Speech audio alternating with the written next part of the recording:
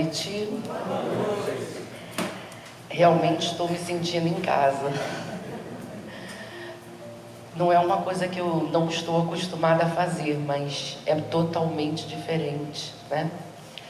Ainda mais com uma responsabilidade grande de falar do Pai, de falar de Jesus, de falar do nosso irmão. Mas todas as vezes que eu assisto palestra, né? Há muitos anos atrás, mais de 20 anos, a primeira palestra que eu assisti, eu percebi que as mensagens são muito importantes na nossa vida e que a gente precisa cada vez mais aprender com esses momentos que muitas vezes são simples e que nos trazem crescimentos muito grandes. Então, de todas as palestras que eu trouxe até aqui, me fizeram crescer muito. Então, hoje eu só posso agradecer a Antônia de Aquino, onde eu comecei, a irmão Atmos, a Maristela, que foi louca de deixar eu fazer, porque eu pedi, ela nem pensou, eu pensei que ela ia falar assim, vamos pensar mais um pouquinho. Mas eu estou num momento de mudança, me deu vontade aqui dentro, e aí eu sentei em cima de uma revista, e peguei a revista e fui ler, e a revista tinha uma passagem muito bonita de Joana, e eu nunca tinha lido Joana, eu não tinha me aprofundado.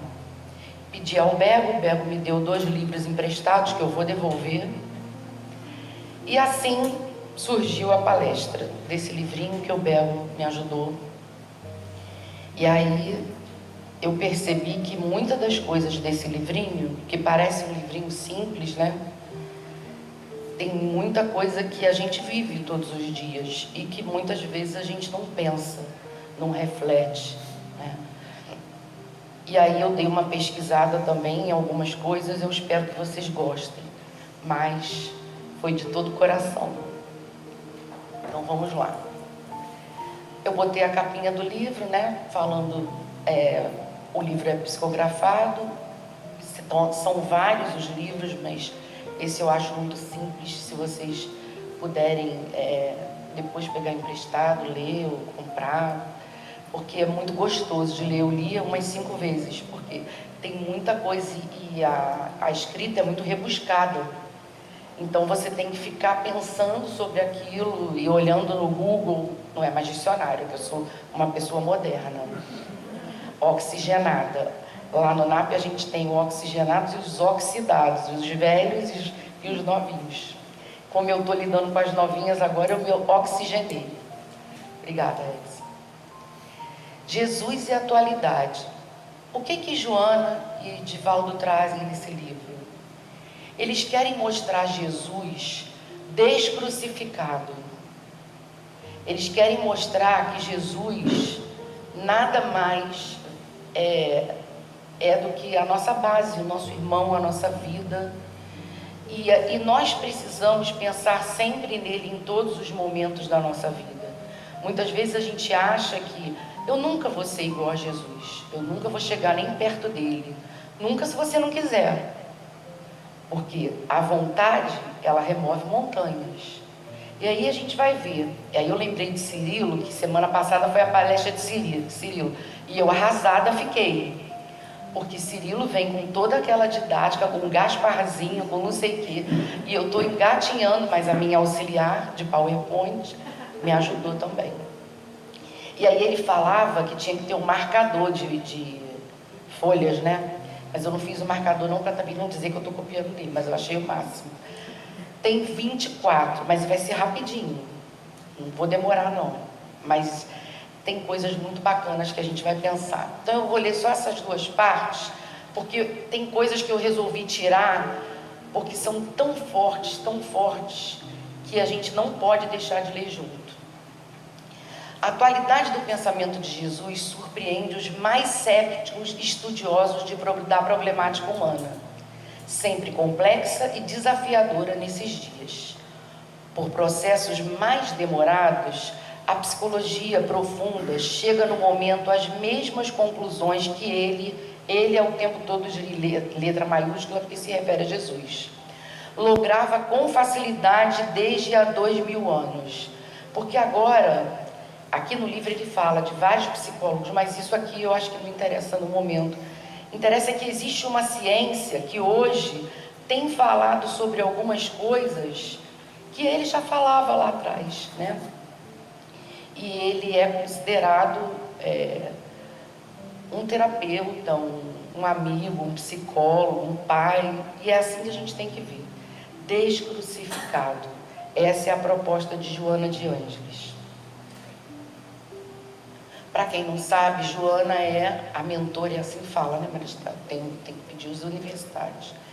Joana é a mentora, né? E como ele recebe as mensagens, ela traz essas informações importantes.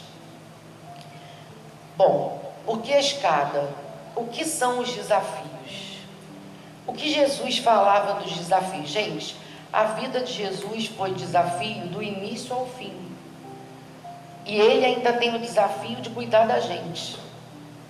E a gente precisa se desafiar o tempo todo. Sem desafio, ninguém vive. Todo mundo acha que a felicidade é você estar sempre bem. O que você aprenderia se fosse dessa forma? Processos fisiológicos, como os batimentos cardíacos, dali para cá meu coração acho que é um desafio. Agora já está melhorando. Se tivesse aquele negócio do Luciano Huck, não sei qual era o programa que tinha, né? Para você ver os batimentos. O nosso corpo é um desafio o tempo todo. A gravidade é um desafio. A vida é um desafio para todos os seres. Pode passar isso. Jesus e a reencarnação.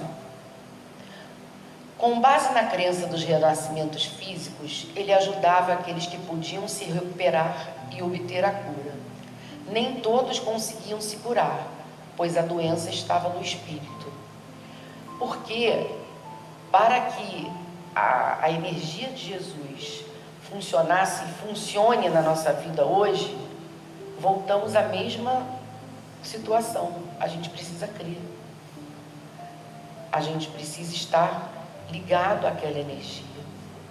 E muitas pessoas queriam que Jesus curasse e muitos não eram.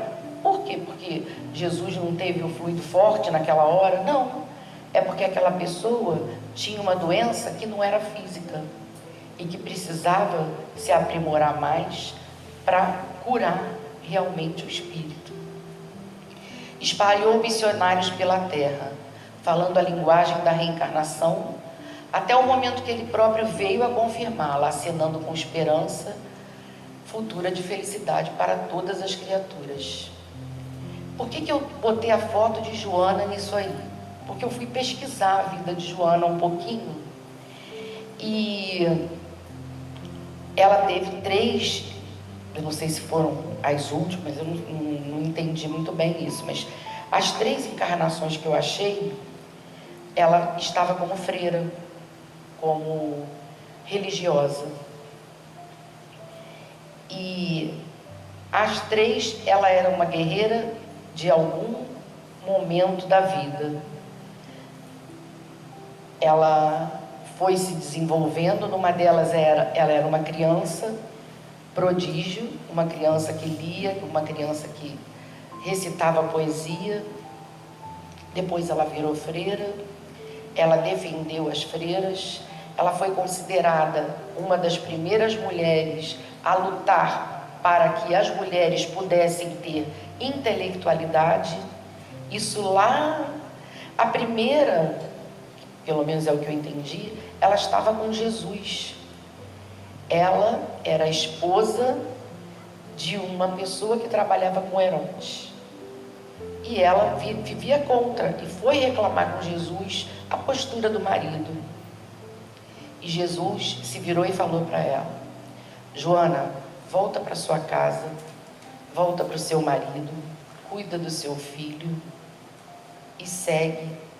Pode seguir os meus ensinamentos e nesse momento não abandona a tua vida.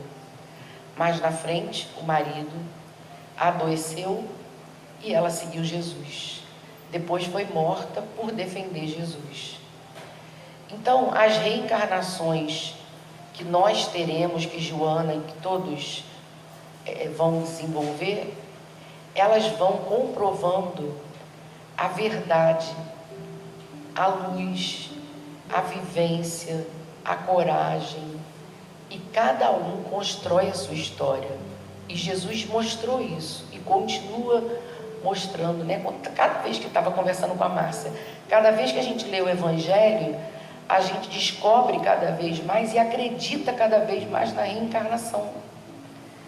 Porque só tem uma saída para você crescer. Se você cresce, vai se desenvolvendo e não se perde, tudo aquilo que você conquistou, você leva para a sua próxima encarnação e se desenvolve cada vez mais.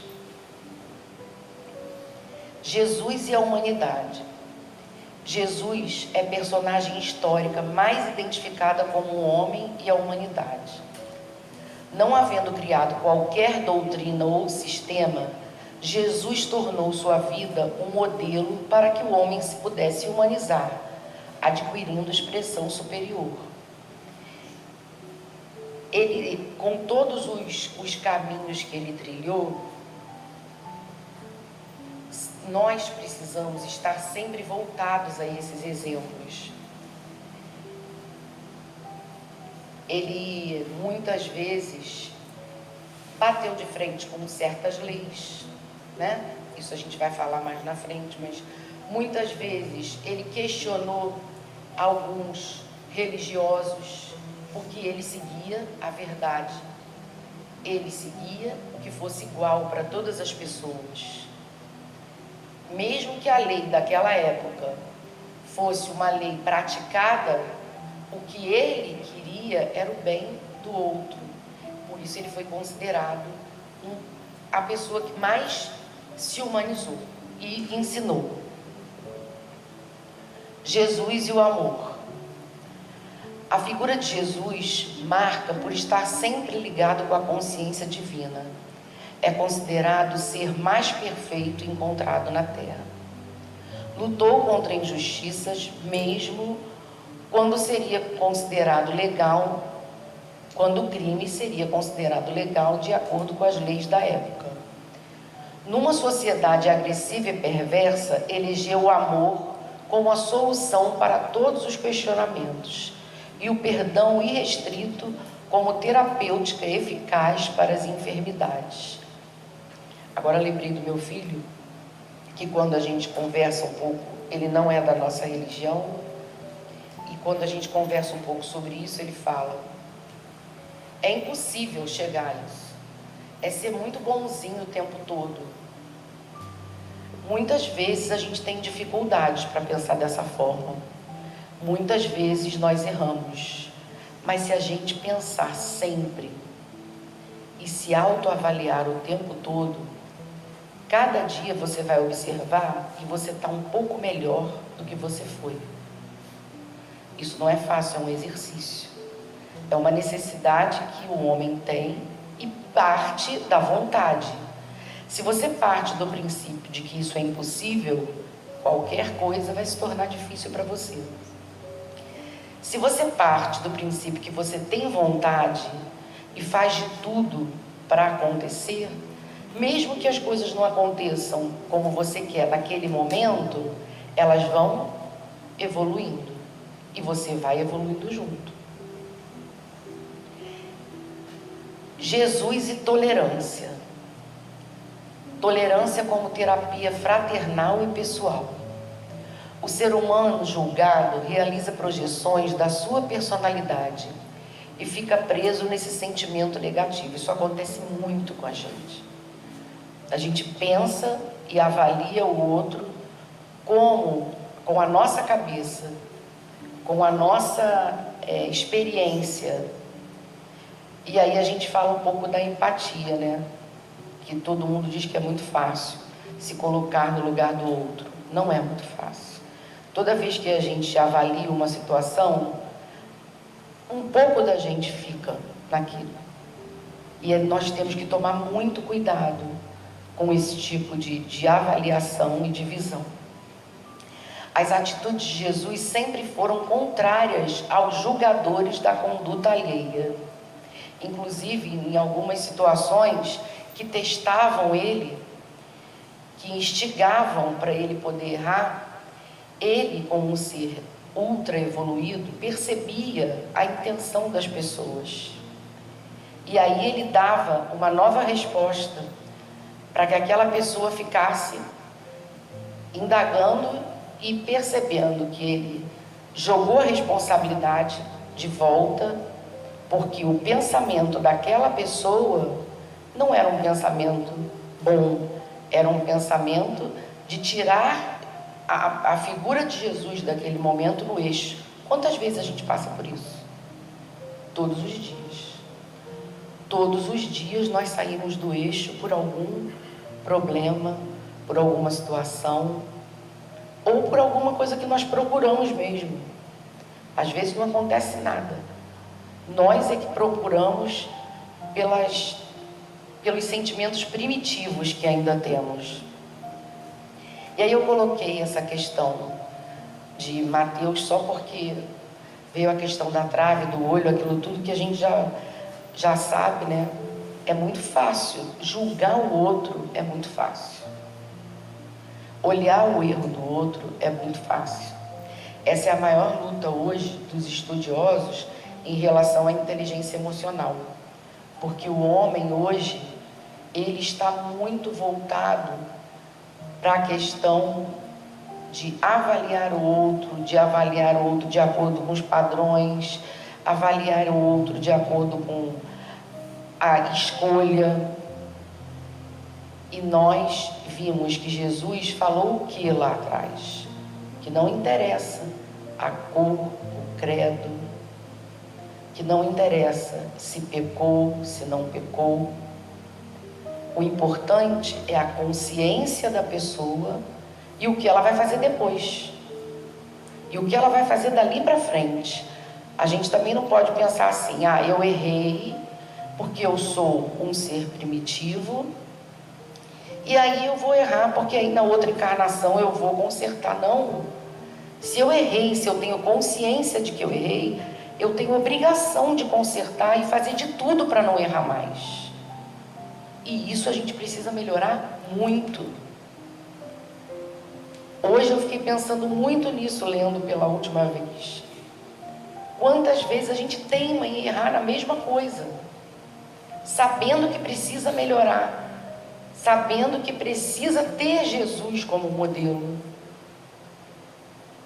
sabendo, muitas vezes a gente sabe até o que tem que fazer, como é o caso de você precisar de cuidados médicos e saber que tem que tirar algumas coisas que você não pode comer. E muitas vezes você, por uma besteira, você sai da linha e se engana, porque você não engana ninguém, você engana você mesmo. Jesus e honra. Honra é coragem de eleger o melhor. Autoconhecimento de teus pontos positivos, negativos e seus verdadeiros objetos de vida. No livro dá esse exemplo, quando Jesus, a mãe e os irmãos chegam, e ele fala, quem são meus irmãos? Ele ali não quis se desfazer, da mãe e dos irmãos.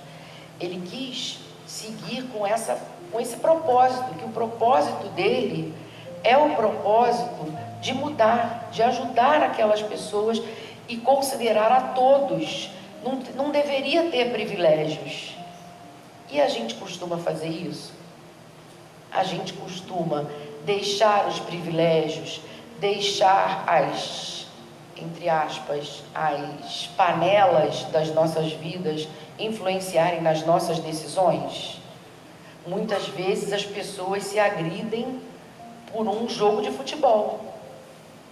Muitas vezes as pessoas brigam, famílias se desunem por causa de política. Nós precisamos pensar qual é o meu caminho, o que eu tenho que honrar, o meu objetivo de vida, pensar como Jesus. e conviver com essas pessoas, tentando ajudá-las, mas não mudar o nosso caminho, honrar aquilo que nós achamos que é o melhor para nós. Jesus e justiça. Objetivos de Jesus com a justiça e a verdadeira educação. Tratamento igual para todos, independente da sua evolução moral e espiritual. A real justiça sempre encontra o infrator. Por tua parte, ser justo, equânime para com todos, tomando como modelo de comportamento de Jesus, que nunca se recusava. Essa semana apareceu uma pessoa na faculdade que era um morador de rua. E aí ele entrou, estava um calor danado, né? Ele entrou, ninguém viu e foi direto para o bebedouro. E a gente ficou observando o pessoal da guarita. Quando viu, ele já estava lá dentro, ficou todo mundo olhando, respeitaram, ele bebeu água, voltou e passou por todo mundo e falou, obrigada. Então, aquela pessoa que naquele momento estava com um morador de rua, talvez fosse até mais evoluído do que algumas pessoas que estavam ali de salto, de roupa, com poder, com cargos. Então, essa é a ideia de Jesus, né? É aquela coisa de você ser equânime, que eu fui procurar também, uma palavra difícil, de ser justo, de ser... não ter desigualdade entre as pessoas, não ter preconceito, né? Uma coisa que é muito difícil para a gente ainda, mas que eu acho que a gente vem melhorando, vem pensando. Eu muitas vezes tenho questionado por todos os acontecimentos da minha vida, né? O quanto a gente carrega isso, carrega das nossas origens, carrega da nossa criação e acha que é uma influência familiar. Não, nós é que somos assim. E é essa a nossa missão, é descobrir dentro de nós o que ainda é primitivo, o que ainda é injusto, o que eu posso fazer para mudar. Jesus e dever. Os indivíduos geralmente são exigentes com o próximo e benevolentes com seus próprios erros. Achamos muitas vezes que tudo gira em torno de nós. Alguém aqui já pensou assim? Ah, fulano está me olhando assim é porque não gosta de mim. Ah, aquele ali também não gosta. E muitas vezes a gente não percebe que as nossas ações é que afastam as pessoas. Muitas vezes a gente não percebe que a nossa falta de empatia, que a nossa cara feia, que a nossa voz, muitas vezes alterada, que a nossa falta de tranquilidade, os nossos gestos, a falta de carinho, porque a outra pessoa acha que tudo tem que girar em torno dela.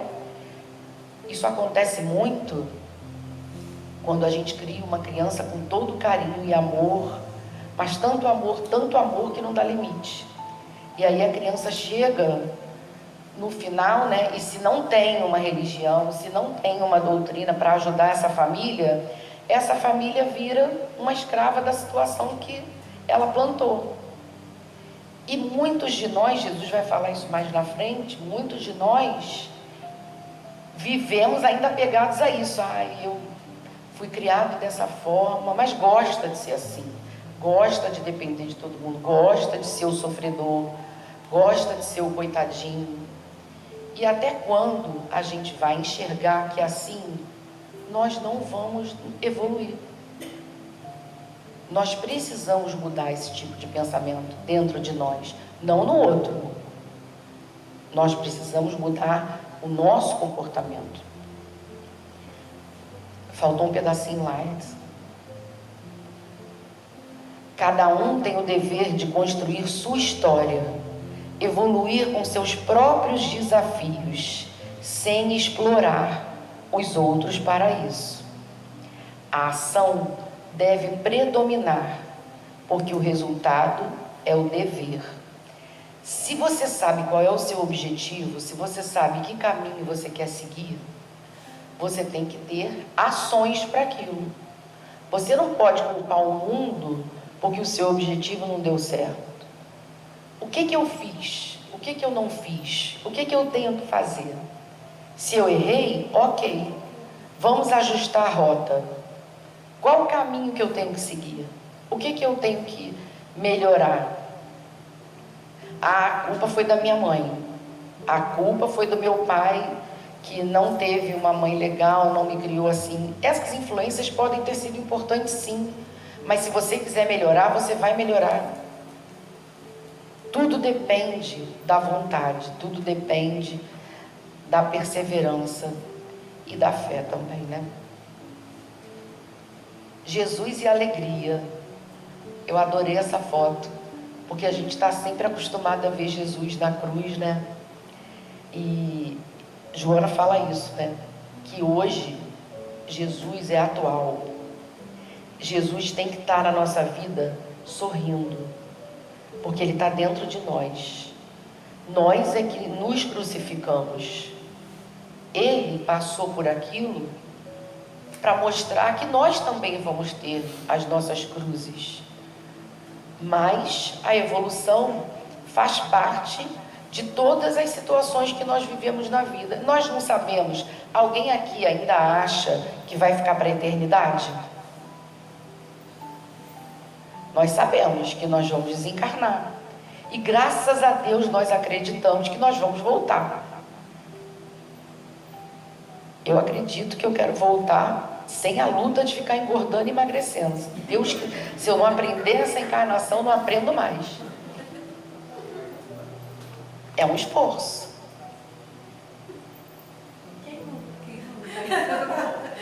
Muita gente não. Aí tem gente que fala assim, ó, mas isso tem a ver com a parte fisiológica, não queria dizer outra coisa. Não, de família, genética. E a boca? A cabeça?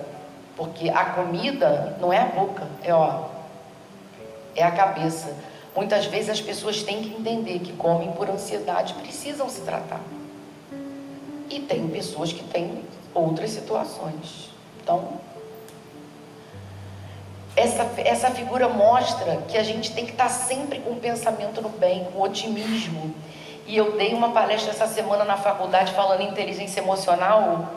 Eu comecei a rir dentro da palestra, porque eu já tinha preparado um monte de coisa, parecia que eu estava falando da mesma coisa. Só que lá eu não podia falar de Jesus, né? Infelizmente. Mas falei da fé. E aí, o otimismo é muito importante, porque muitas vezes a gente acorda de cara feia, vai dormir de cara feia, e vive de cara feia o tempo todo, nem sabe por que está de cara feia. E depois fala assim, fulano nem me deu bom dia. Como? Você está assustando as pessoas quando sai da rua, como é que o outro dê bom dia, né? Se conseguimos superar nossos obstáculos, nos tornamos nossos próprios terapeutas. A gente precisa entender até onde a gente precisa de ajuda e até onde a gente pode se ajudar. As duas coisas são importantes. Porque você pode ter o melhor psiquiatra, o melhor psicólogo, o melhor neurologista, o melhor médico.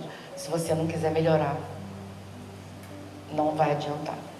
Freud pode reencarnar 10 vezes sendo teu vizinho. Você não vai conseguir. Se em verdade queres sair da tristeza, podes. Em caso contrário, és responsável por ela. Assim, te comprazendo o que seria enfermidade. Porque tem gente que gosta de estar mal, estar doente, porque acha que isso vai fazer com que a vida dele melhore. É uma doença. E a gente precisa enxergar isso. Todos nós temos um pouquinho disso. Ninguém aqui, eu nunca... Todo mundo. Porque a gente estuda e erra. Estuda, erra. Mas o esforço e o que Jesus pede é que a gente esteja sempre vigilante. Jesus e coragem. Você vê que até as escolhas dos temas, né, de Joana são, quando chegar no final vocês vão ver, eu cheguei no final e tive que ler umas 400 vezes para poder, porque o caminho é bem estranho assim de você seguir, você vai levando várias pancadas, né, dentro de você. Exemplo de coragem e luta pelo bem, Jesus seguiu enxergando e fortalecendo sempre o melhor de cada um. Quando ele viu aquela mulher sendo apedrejada, ele conseguia ver o melhor e sabia, por toda a evolução que tinha, que ela tinha forças para sair dali, e ela conseguiu. Ele enxergava, e hoje nós podemos enxergar que não existe ninguém mau e bom. Existe sim pedaços de nós que se misturam e que se atrapalham, e que dependendo da nossa vontade, um fica mais forte que o outro. É a luta do bem e do mal. Importante sempre buscar o autoconhecimento. Essa palavra é igualzinha da palestra de inteligência emocional. É a base, é o primeiro item, autoconhecimento. Como é que você vai querer conhecer o outro se você não se conhece? Você não sabe quem você é. Muitas vezes acontece uma coisa na sua vida que você toma uma atitude que você, Jesus, eu nunca pensei de fazer isso. Então o autoconhecimento é o primordial e é a base para os ensinamentos que ele nos trouxe. Ele vai sempre cutucando para que você pense no seu papel em cada situação da sua vida. Ao invés de pensar no papel do outro, qual foi uma briga de família por causa de política? Qual foi o meu papel? Numa briga por causa de time, qual foi o meu papel? Avaliar o nosso, o que a gente pode fazer para mudar, porque muitas vezes a gente pode, às vezes é só ficar em silêncio, que já muda bastante. A experiência é a súmula, o resultado das tentativas que deram resultados positivos e negativos. Se você não tentar, você não vai saber. Você precisa errar, aprimorar. Ai, não vou errar mais. Errou menos, mas seguiu, foi com mais coragem e assim vai. Jesus e decisão. O medo de assumir compromissos graves impede o desenvolvimento intelecto-moral do indivíduo, manado na rotina despreocupada e monótona do seu dia a dia. Aí ele fala do rapaz, né, que quer seguir Jesus, mas disse que não vai poder porque tem que sepultar o pai. E aí tem várias leituras sobre isso que falam, será que realmente o pai já foi sepultado? Que aí todo mundo fica levantando as situações, só que ele não estava pronto. Essa é a verdade. Mas as decisões que a gente precisa tomar na vida são muito importantes. E muitas vezes a gente tem medo, a gente se acomoda, a gente não consegue e espera que um dia vá acontecer. Um dia eu vou ganhar na loto e vou fazer isso.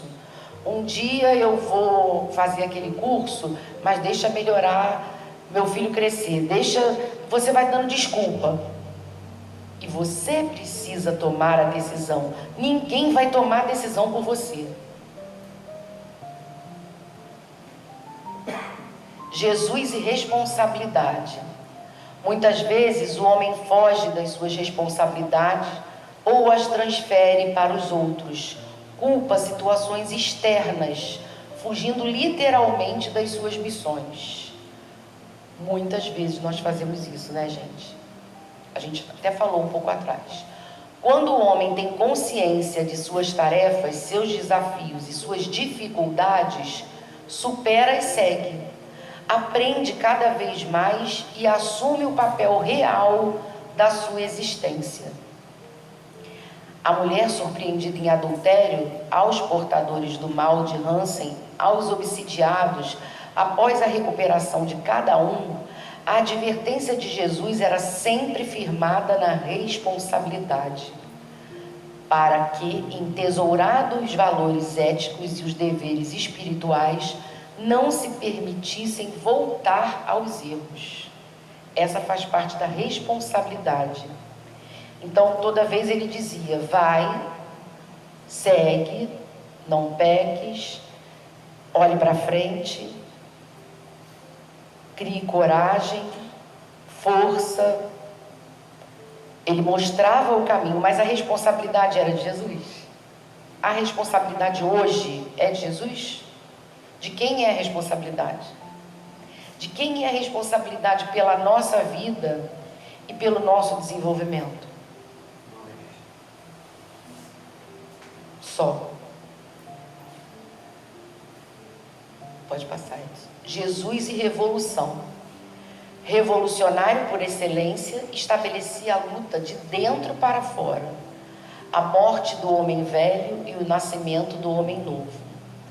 Oferecia a contribuição do primeiro passo, os demais pertenciam ao candidato que os deveria dar. Maristela sempre fala isso, da questão do homem velho. E é isso. Ele dava oportunidade, como ele dá oportunidade. Muitas oportunidades aparecem na nossa vida, gente. A gente que não quer enxergar. Muitas coisas aparecem, ele manda várias mensagens e você não quer ver. Se o seu desejo é de se transformar, siga os passos desse verdadeiro psicólogo da alma. Fuja do comodismo, da autopiedade. Siga na luta. Muitos estão nesse caminho esperando por apoio. Sabe por quê? Se você for corajoso, seguir, tem outro do teu lado que quer seguir com você. A tua esposa, o teu filho, o teu marido, o teu colega de trabalho. Muitas vezes a tua coragem muda a vida de muitas pessoas. Muitas vezes as tuas palavras na hora certa fazem com que uma pessoa desista de acabar com a vida dela. Muitas vezes o teu ombro amigo do seu vizinho, num momento de desespero, faz você enxergar uma outra realidade. Então, que sejamos revolução, primeiro dentro de nós, para que a gente possa, como Jesus, multiplicar essa revolução, né? E seguir esses exemplos e fazer todo o nosso caminho com objetivo, com fé, com resignação. Jesus e posses. Essa eu achei muito difícil. O rico verdadeiro é investidor consciente, que não paralisa o crescimento da sociedade, antes amplia sua área de realizações. Olha que coisa linda. Sabe que é o mordomo transitório e não o dono permanente, devendo prestar contas oportunamente dos valores que lhes foram confiados. Achei isso rico demais. Porque quando a gente vai embora, a gente não leva nada. Ou nada material. Mas tudo que a gente pensou até agora e que a gente refletiu, nós vamos carregar. Essa é a verdadeira evolução. Essa é a verdadeira posse que a gente tem que ter. Mas muitas vezes a gente se apega ao que é material. Por mais que a gente pense muito sobre isso, tenho certeza que todos que estão aqui já estão pensando, já estão fazendo isso em suas vidas. Mas muitas vezes a gente faz, e às vezes a gente faz até com as pessoas. Eu passei por isso recentemente. Às vezes a gente é tão apegado às pessoas fisicamente que a gente não percebe que até isso nós precisamos trabalhar, né? Esse amor que precisa ser um amor eterno, que precisa ser um amor que vai continuar, que a gente também tem que trabalhar. Jesus e tormentos. Jesus foi o exemplo de felicidade. Através de vida simples, ensinou parábolas e gestos. Amava a natureza, os seres, mostrava como o homem pode evoluir e superar seus tormentos, traçando metas mais claras e evoluídas através do seu esforço pessoal. Ama e tranquiliza-te, deixando os teus tormentos no passado e ressuscitando dos escombros, ressurge feliz para a reconstrução sadia da tua vida. Então, o que ele mostra? A gente vai ter tormentos, mas a gente tem que ressurgir. Como eu falei, a gente não pode ficar culpando as nossas crises de personalidade, ansiedade, das coisas que nós passamos. Aconteceram, ok. E os nossos pais também não passaram? E os outros? E os outros? Se uma geração não enxergar e não melhorar, e não enxergar que precisa melhorar a si mesmo, melhorar dali para frente e deixar de lado, sem autopiedade, as outras gerações vão continuar com a doença, vão continuar seguindo, e nós vamos continuar não ajudando, não nos ajudando e não ajudando as pessoas que nos seguem. Jesus e o repouso. O repouso é sinônimo de refazimento para seguir com a maior energia, obter tranquilidade interior, recuperação de forças. É importante ter atenção com os planos dessa ação, evitar se comprometer com custos que não conseguirá, só para seguir modismos. O que é isso, Fátima? Que repouso, gente, não é fazer uma viagem de 50 mil reais quando eu ganho 3 mil reais, e aí eu pago em 24 vezes sem juros e fico sem comer, sem beber, só porque a moda é fazer uma viagem de cruzeiro. Muitas vezes o repouso é você ficar em casa, é você ler um livro, é você olhar para dentro de você, refletir. Não é que você não possa viajar, não é que você não possa passear, é você refletir no que é o verdadeiro repouso. Muitas vezes você no seu quarto se organiza, né, se administra de um momento que você está cansado de tanto trabalhar. Chega dezembro, a gente passa muito, né? E fica rezando pelas férias. E aqui a gente planeje melhor o nosso repouso. E ele fala ali porque o pai e ele trabalham até hoje, né?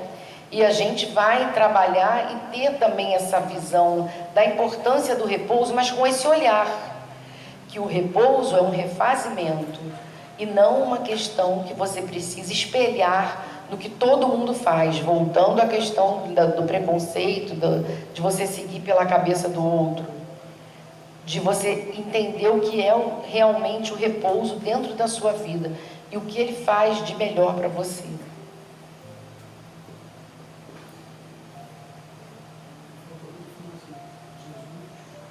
Eu falei que ele também trabalha.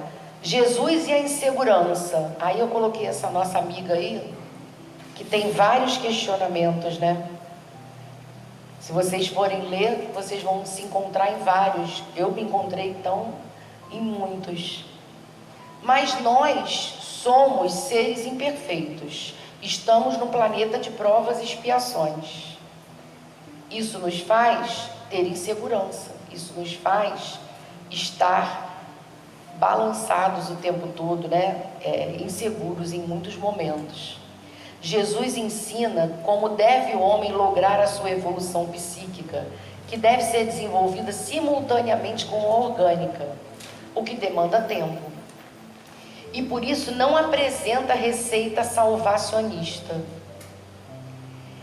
ou simplista de ocasião. Antes, propõe o amadurecimento pelo esforço constante, mediante avanços e recuos, para fixar o aprendizado e prosseguir até a meta final. Então, insegurança a gente vai ter,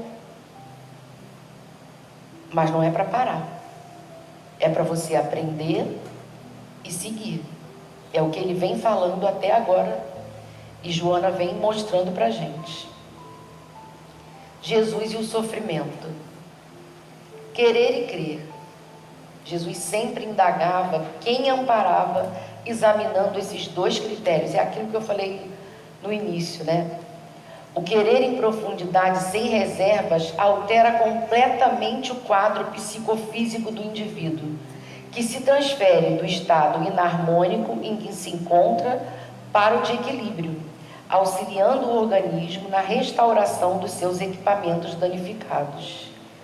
Cresce, portanto, por instinto e por conhecimento experimental.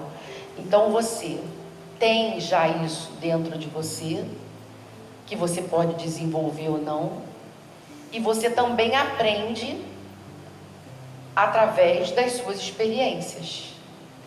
Então, o tempo todo, o querer e o crer vão estar dentro dessa tua caminhada, o teu olhar do teu desenvolvimento. E é importante você estar atento a isso.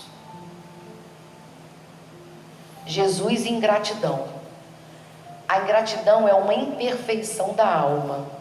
Jesus sempre a combateu e acreditou em propostas de renovação, metas, atitudes e pensamentos. Não devemos nos preocupar com aqueles que passam por nossa vida e nos marcam com esse sentimento. Não é, portanto, importante o tratamento que te deem em retribuição, mas sim o que prossiga fazendo por eles. Voltamos ao autoconhecimento. O que Jesus fala da ingratidão? Muitas vezes a gente para nisso aí, ó. Eu não vou fazer mais nada, porque aquele ali não fez nada por mim. Não me ajudou em nada. E aí você para também. E você? O que vai fazer? Isso que é importante. O que você vai fazer por você e por ele?